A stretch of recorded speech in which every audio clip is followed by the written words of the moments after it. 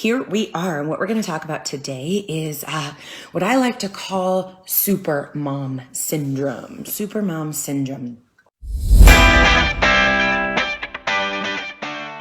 You don't have to be a mom actually to relate to this idea, but the idea of supermom syndrome is that we have all of the people, we take on all of the things, we forget who we are, we forget what our needs are, and then we wake up maybe a year, maybe 5 years, maybe 10 years, maybe even 20 years later and go, what the fuck happened? I've been busy this whole time. I've had some pretty significant to-do lists that I've checked off. You know, like I've checked a lot of fucking boxes every day. I'm on my list and I'm getting it done. But like, what did I actually do, right? And what did that actually get me? Like I've spent the last year, 10 years, whatever, feeling overwhelmed, feeling busy, taking care of all of these people.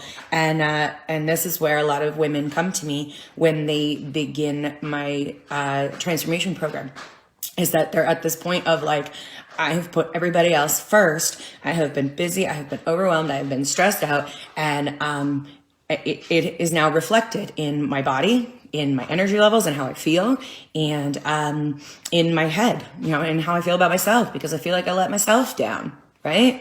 I held all these other people up and I let myself down. And that is supermom syndrome. And we are going to pull that apart today and talk about overwhelm. Talk about how do we actually move past overwhelm. I'm going to give you some concrete techniques that you can write down, practice, and walk away from, and actually get past this a little bit for yourself. Get past that feeling of being so overwhelmed and so busy that where in the world do you fit you into that? We already probably are overwhelmed with life, whether that be with careers and finances and laundry and chores and managing relationships and friendships. And, you know, there's so many pieces to a life. And now most of us are supposed to hold all of those pieces together and make sure that our kids get educated all day long. And we might not even be home to do it, right? That is the situation that most of us are in, myself included. So I have been hearing from all of the women I talk to that there's this new layer of overwhelm on top of all of the regular overwhelm that really is this wall to a lot of you getting in a workout, making the right food, and taking care of your mental state, right? Taking care of who the fuck you are. So we need to break down this overwhelm. We need to understand why it's happening and how we can actually get away from that. Because ladies, at the end of the day, you are in charge of your reality. That's it. And you need to understand how to deconstruct this feeling of stress and busy and overwhelm if you ever want to somehow magically find time for you. Am I right? Like if we don't understand this and break it apart, then you will not consistently work out and eat right. You might do it for a little while, but then the overwhelm kind of like rears its head again and life gets in the way. That's what women tell me when they come into my program, is that I was doing really good and then life got in the way. Okay, so we got to recognize that we need to be able to do good in life, right? Life can't like get in the way. You have to be able to handle stress and overwhelm in life and still eat right and move your body. So overwhelm can be taking on too much, feeling like you don't have enough time for you, putting yourself last, rushing, stressing, anxiety, just that feeling of I have this to-do list and it's never ending. I cross something off and something else goes on the bottom. And it's all the that comes from it, okay? And so I recognize 100% that some of us are in mandatory circumstances of taking on a lot of things, right? You have to work. Your kids have to go to school. Maybe you're in school too. There's a lot of have tos in the world, okay? So I'm not suggesting that we get rid of overwhelm by just don't do those things, okay? But you need to understand right off the bat that some of this thing that you call so much to do that I don't have time for me is optional. You are making a choice. Maybe it's a deep down choice that you don't even recognize right now is a choice You might be in that mindset of, I don't have a choice. This is my life, and these are all the things I have to get done. But you have to fundamentally get to the understanding that you are in control of your life, and you do have a choice. In fact, you have a choice even if you want to educate your kids or just like say, fuck it, I'm going to go do me, right? I mean, that maybe wouldn't be the best parenting strategy, but everything is a choice. You have a choice if you want to go work every day, right? You could choose to be homeless on the side of the road. So we got to get you first in the mode of at least to feel empowered enough to recognize that these are all choices, even if they feel like they're coming from a lot of external pressure. And we're going to talk about that more. So understand that, talking about being busy and feeling overwhelmed, thinking about it, worrying about how all of this stuff is going to get done. None of that gets it done or makes you feel good or empowered to actually get anything done.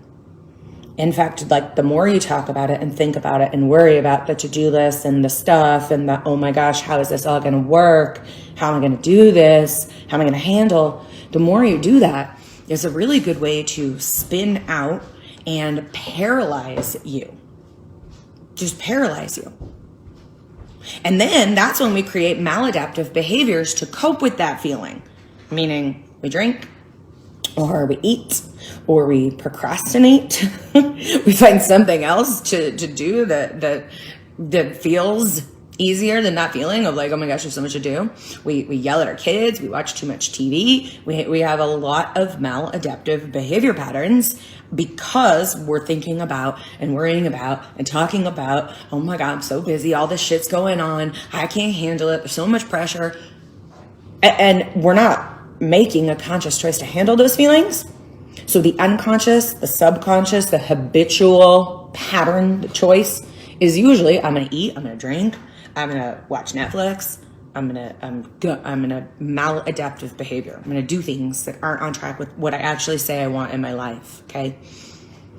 And talking about it and thinking about it and worrying about it creates significant stress hormones inside of your body, which we have talked about on other live trainings. So go back into our Facebook group and search for that live training about stress hormones and how they indeed make you fat, keep you fat, and create a lot of dis-ease in our body, okay?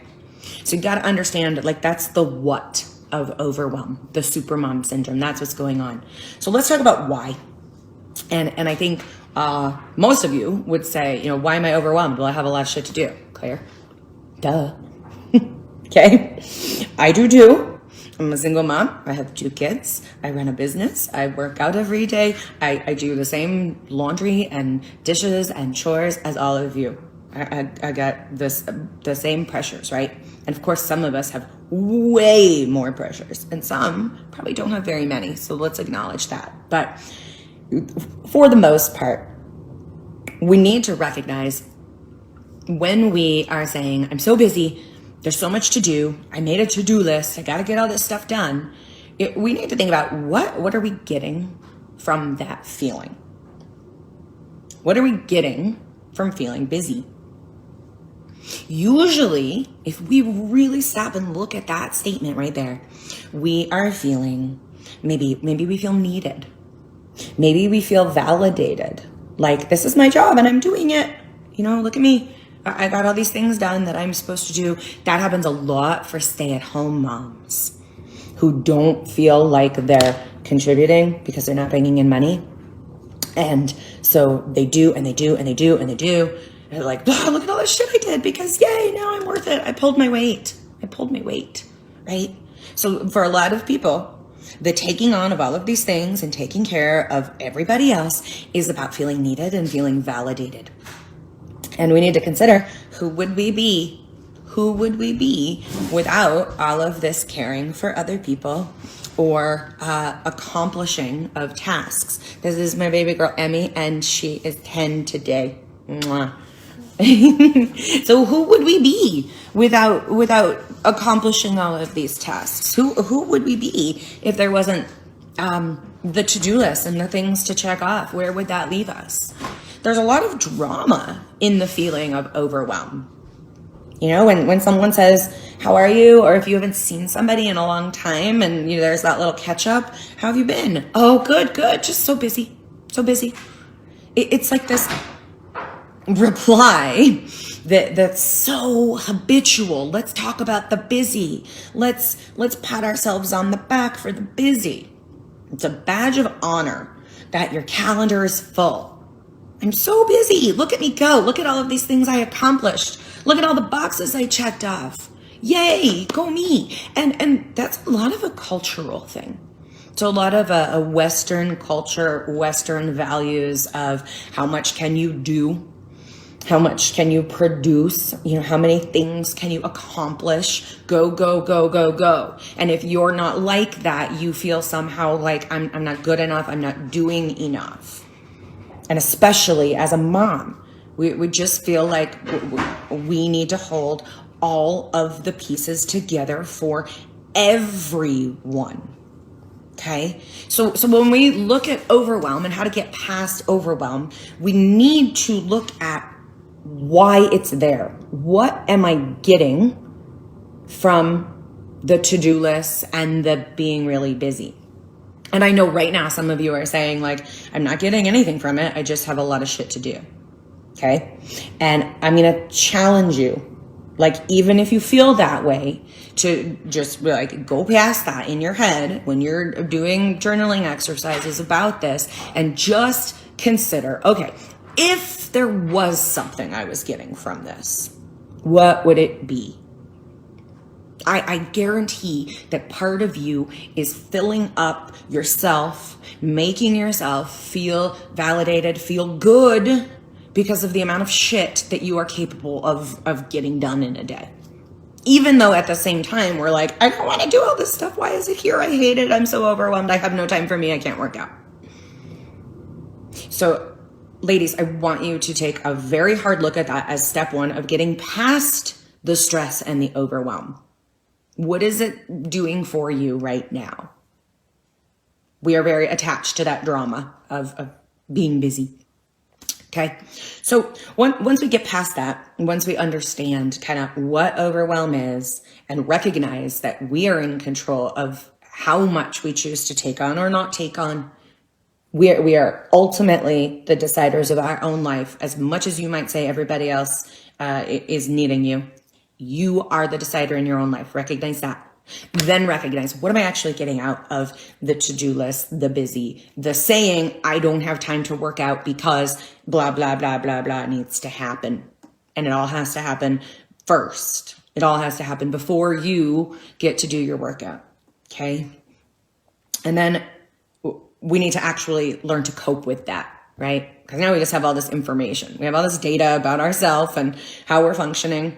And now we need strategy. So let's talk about the tactics, the techniques of how you can actually manage the feelings of overwhelm, maybe even decrease those feelings of overwhelm so you can make time to be happy, be joyful, feel good, have energy, work out, eat right, take care of yourself. I don't want for you what I see from so many other women at the start of my program, where they are just lost because it has been so many years since they have taken care of themselves. And when they like narrate this to me, Johnny had to go to basketball practice and Susie had cheer and there just wasn't time for me. They can hear it too, even in those words, that those were excuses and those were choices of, I'm going to take my kid here and take my other kid here and all my kids come first. And quite honestly, that's a choice, right?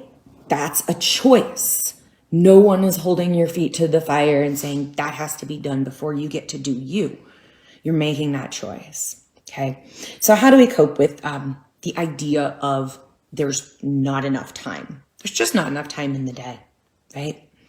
Let's consider if you're forced to do something in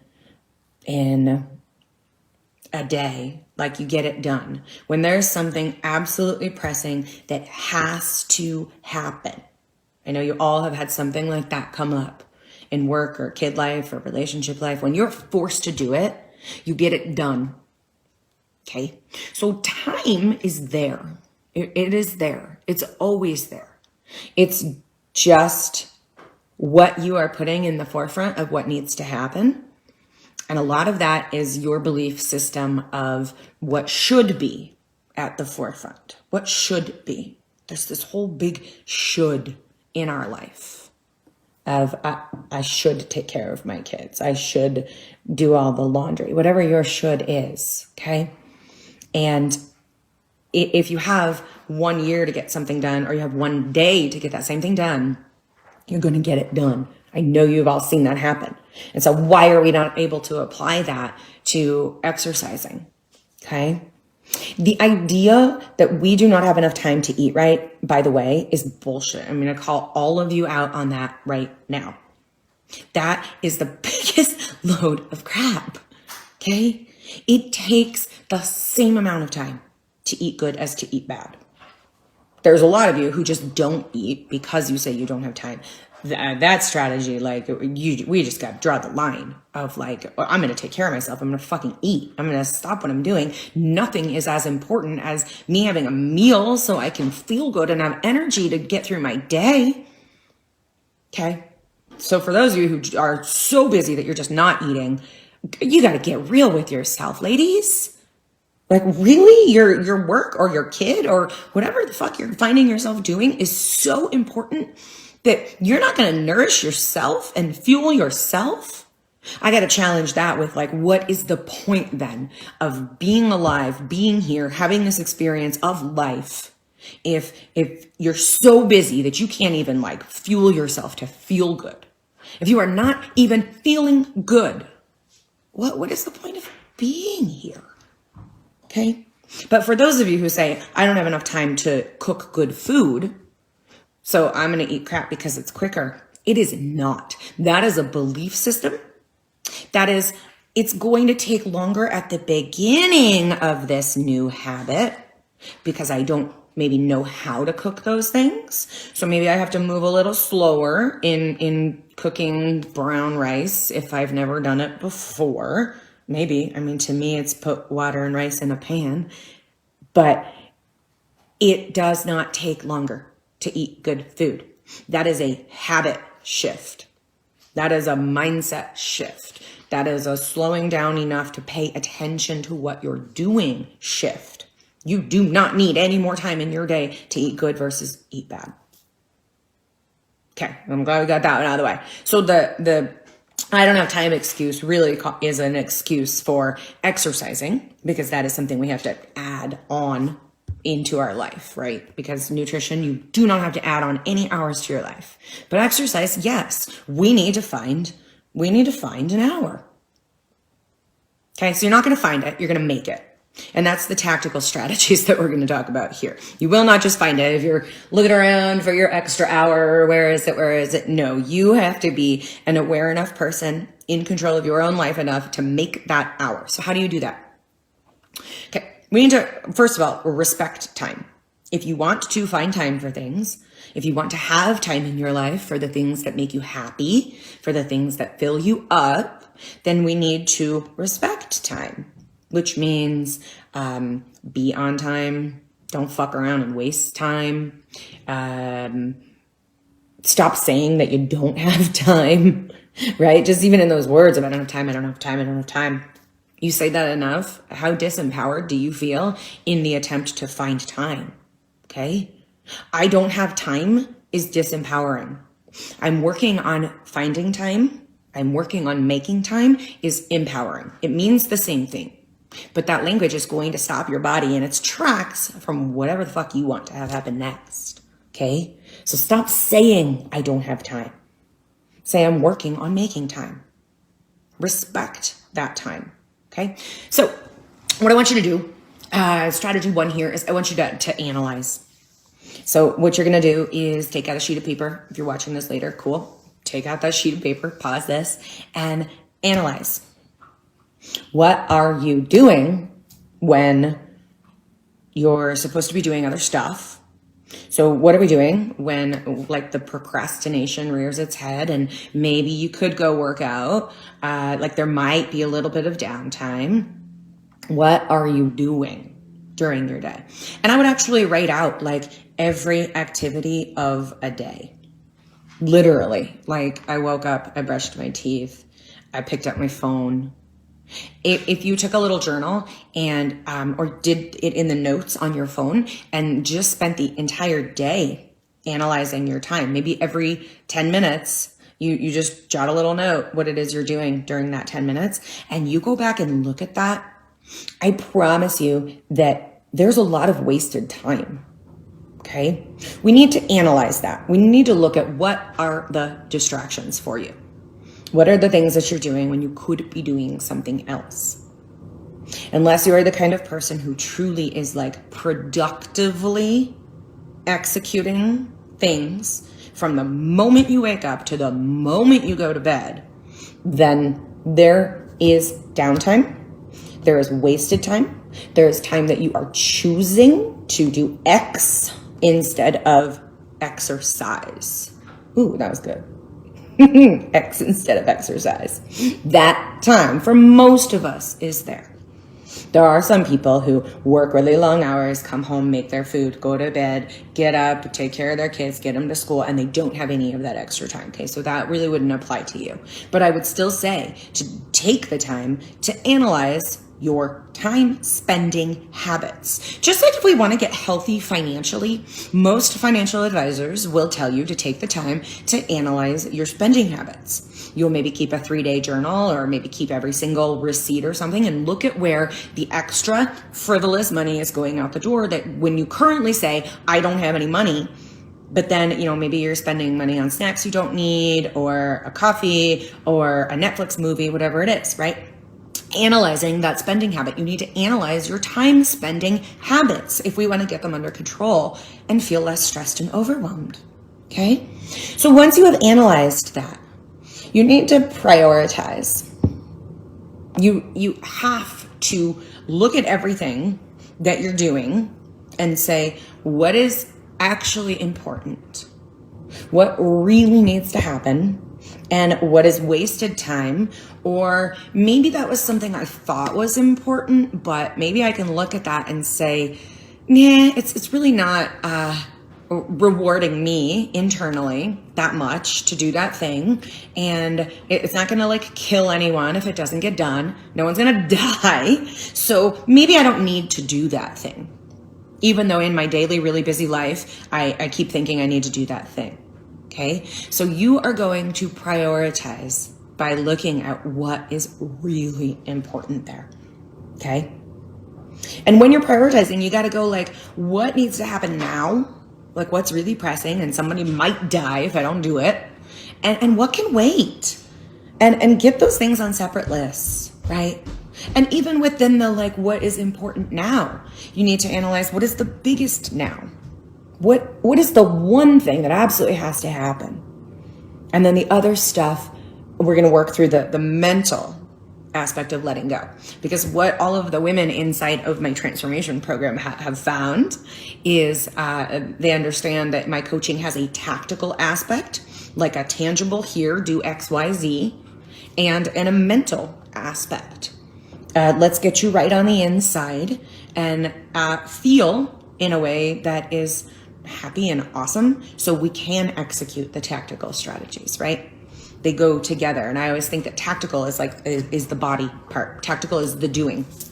But then the mindset is the thinking, the stuff behind it. So we're going to talk about both of those, okay? So tactical, we're going to analyze our time spending habits. We are going to prioritize. We are going to take a hard look at whether those things really matter or not. We are going to commit, step 3 here, commit to stopping the saying of, I'm so busy, I have so much to do. Even if you feel that way, I want you to commit, like for one day, to try one day. I promise you, most of you won't even get through a day. And you'll be like, oh man, I can't believe I said it. Can't believe I thought it. Every time you say that, every time you think that, you're going to stop. You're going to take a deep breath. And you're going to challenge that idea. Really? Is there so much to do? Is it really that important if I organize my kids' online schooling area right now or today? Like, they'll probably be able to get by and figure out school without a really cute organized area. Like, I could probably let go of that feeling of importance a little bit inside of me. Or are we gonna look at the to-do list and go like, really? I have to get my oil changed, and I have to make a presentation for work, and I have to cook something for my family who's coming over tonight, and okay, I gotta do those 3 things. Does that really feel like that much? Does that can we take a deep breath and just go, is it really that big of a deal? And challenge yourself. You are going to take control of you, of how you think about this, of how you spend your time, okay? So that's step 3. Stop saying it, and every time you do, challenge it. Step 4, just a hard one for me, and probably for a lot of super moms, women with super mom syndrome. Ask for help and delegate. You are not less valuable. You are not less worthy. You are not weak. You are not vulnerable. If you say, this is too much for me, I need help. Husband of mine, kids of mine, friends of mine, family of mine, I need help. I'm taking on too much. I need you to do this, you to do this, you to do this. Ask for help, delegate. And let go of the notion that you are somehow supposed to fucking do everything and hold everything together. It's a silly notion that is perpetuated by our culture, by social media, by seeing and believing that everyone else is holding so much together and everyone else is so capable, and somehow you're not figuring it out, okay? So ask for help and let go of the judgment behind it. And step number 5, that kind of just applies to all the steps, is get off of social media. Yes, I want you in my Facebook group. Yes, I want you to watch these lives and learn from these trainings. But y'all, stop answering the phone or checking your phone or replying to text messages when you are in the middle of other things. Just stop. It is a huge time sucker. Look at how many times a day you pick up your phone. It has that pickup thing on your phone. But for most of us, it's astonishing. And it's a waste of time. Okay? Stop wasting time. Stop doing shit that's not actually important. Analyze those distractions. Okay? So that's the tactical part of how am I going to find time to work out, take care of myself? How am I going to find time?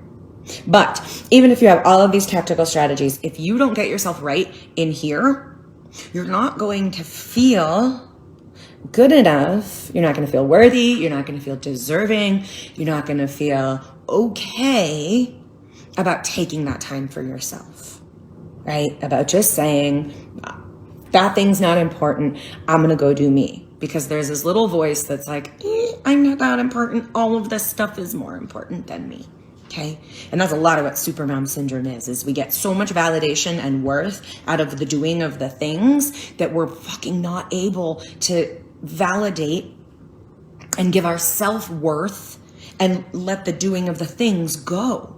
So that's the real job, is giving your self-worth and validating yourself regardless of how much shit you get done, regardless of how clean your house is or how clean your kids are, how many fucking weekends you've planned with activities for your family. None of that matters if you are not happy, if you are not healthy, if you're dragging all day long and you have no energy, if you don't love yourself and you don't have confidence. Okay? The fucking shit on your calendar doesn't matter. Okay? So the mental side of it is you need to write down, how is it that I want to feel in my life?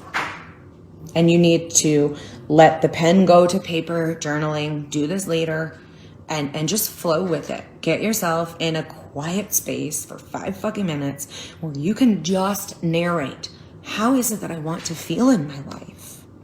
Peaceful, calm, happy, capable, confident, energetic, joyful, whatever those things are for you. Those are kind of mine. I always gravitate to peaceful because I spent a lot of years in this fucking supermom syndrome of overwhelm, and it's not peaceful. It's like, go, go, go, go, go, go, go. And it's the worst feeling. And so for me, I came to the realization that, like 80% of what I was doing didn't fucking matter because I felt like shit. I didn't have any energy. I didn't even want to work out anymore. And I was just caring for everyone else, and I somehow totally forgot about me. So how do you want to feel? How do you want to feel? Write it down. Then underneath that, you're going to write, I deserve to feel blank. Fill in that blank of how you want to feel. For me, I deserve to feel peaceful. I deserve to feel calm. I deserve to feel energetic. Okay? So you're going to write all of that down. You're going to revisit those ideas. So that's first tactic. And second tactic, in the moment, when you're feeling the overwhelm and the busy and the stress, is to control your breathing. Okay? Most of us are walking around in a very shallow state of breathing all of the time. And especially when we start to flood our system with cortisol and other stress hormones, and we start to feel the busy and the overwhelm, we get even more shallow in our breathing. And of course we're still breathing, but we're breathing from up here. So we're not fully oxygenating our brain or our bloodstream. And less oxygen constricts that blood flow even more and makes us feel even more out of whack. Okay? And that's actually one of the reasons why smoking is so hard to kick. Of course, nicotine is very addictive, but what is the other thing that a smoker is doing? They're doing two other things. One, they're taking a break, right? They stop doing everything and they go have their cigarette. Two, what are they doing, ladies? They're breathing. They're breathing in and they're breathing out. I smoked actually in college for several years. But those two strategies are very adaptive to stopping the feeling of overwhelm and stress. And that's why it becomes so addictive, in addition to the nicotine. Is we're like, I'm done, I need a break, I'm going outside for the cigarette, and I'm going to take deep breaths. So I want you to do those two things. After you've done the exercise of how do I want to feel, gotten very connected to that, written down, I deserve to feel, fill in the blank. Keep that shit with you. Put it on Post-it notes. Put it on your fridge. Remind yourself of that. And then every time you feel those things coming up, work on stopping as a smoker would. Maybe you got to go outside. Maybe you got to sit down in a chair for a minute. Maybe if you're in your car, you close your eyes, you park in a parking spot, and you breathe. In for 4. Out for 4. 2 minutes. 2 minutes. You can shift your entire biological state. You can slow down your brainwaves that are speeding in frenzy of beta brainwaves when we're going and going and going all day long. You can stop the chemical concoction of stress hormones dripping through your body. You can oxygenate your blood, and you can invite in happy hormones, dopamine, serotonin, and such, by breathing, by controlling your breath. Okay? So you can find that time. Okay, so we have our tactical strategies of analyzing what you're doing all of the time, looking for where the distractions are, prioritizing what really matters to you. Stop saying that you're busy, and every time you say it, challenge it. Ask for help and delegate. And then we have our mental strategies of deciding how it is that you really want to feel, writing it down everywhere, saying that you deserve it, and then monitoring the breath and taking that little baby step back for a minute or two when we're in that momentum of going and stress. Okay? And honestly, one of the most effective strategies to making time to work out is to just put it on your calendar as a non-negotiable, right? But you won't succeed feeling like your workout is non-negotiable unless you take control of this to get yourself in a place where you feel like you are a non-negotiable. Your needs, the way you want to feel, is a non-negotiable. And that comes from taking control of the mental strategies. So that's what we do inside of my 4-month Find Yourself Fit transformation program. We handle the tactical. How do I eat right? How do I exercise properly? That's the thing, like putting your workout on a calendar. That's a tactical strategy to get you where you want to be. And we go through all of that within the 4 months that I'm coaching you in the program.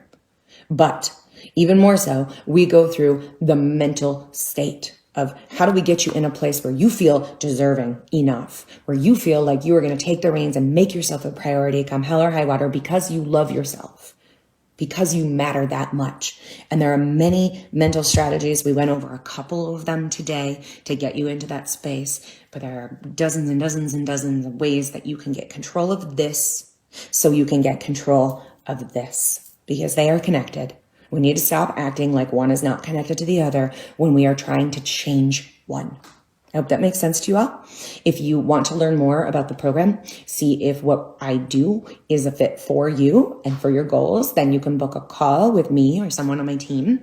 The link to book a call is in the copy of this live video.